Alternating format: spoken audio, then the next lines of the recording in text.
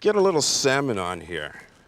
Now, in staying with my martini theme, I use gin for my lamb. I'm gonna use some vodka for my salmon. All right.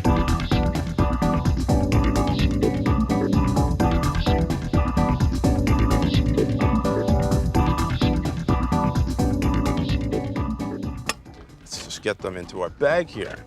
Start that marinating. I did a gin martini yesterday. Today, the classic combination, vermouth and vodka. Let's get some limes. Let's roll these. Want to make these nice and juicy. Gotta continue to do that.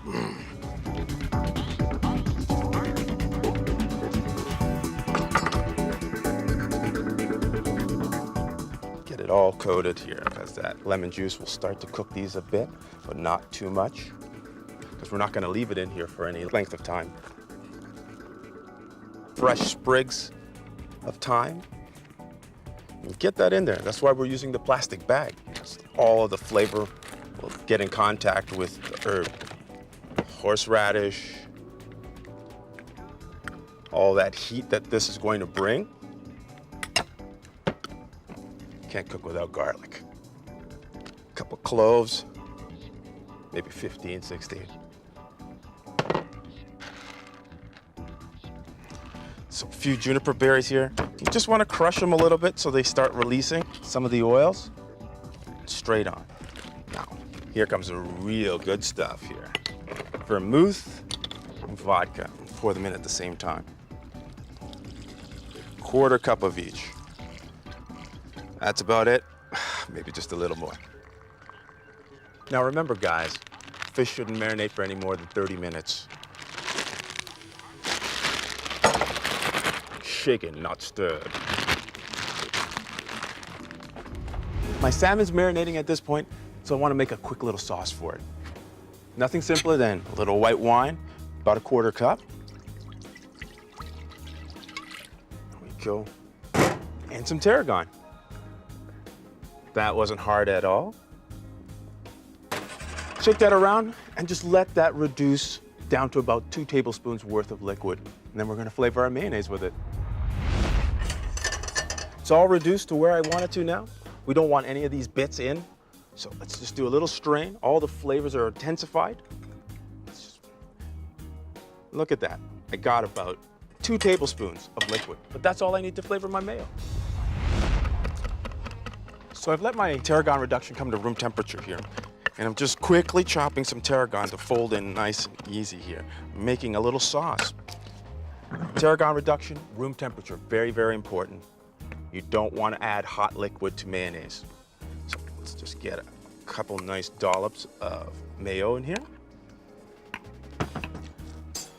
Get the little mix happening here. Slowly incorporate. Start to thin out. That's what we're looking for. I'm going to add some lemon for acidity.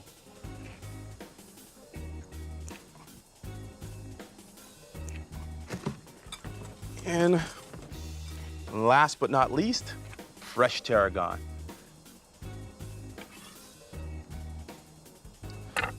Beautiful color on this now.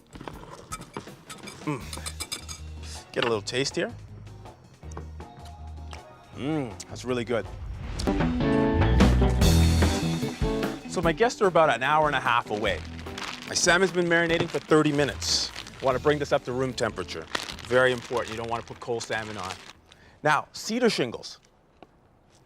These are going to be my little planks. They're going to go on the grill, going to get nice and hot. But again, they've been soaking for about 2 hours now. It's our last cedar shingle. Now, you don't want to buy the pressure treated stuff. You just want the regular.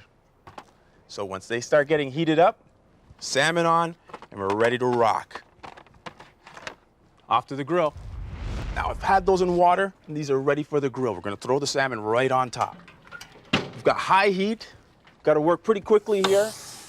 Hear that sound? Woo!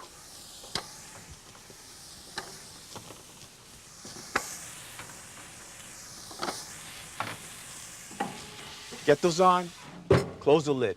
Let the temperature rise on these, let the wood start to dry a little bit, and then we get our salmon on.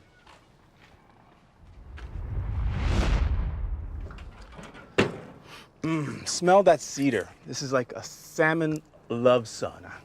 Let's get our salmon on nice and quickly here. Now, all of the moisture that's in the cedar shingles will come right up into the salmon itself and start to steam it.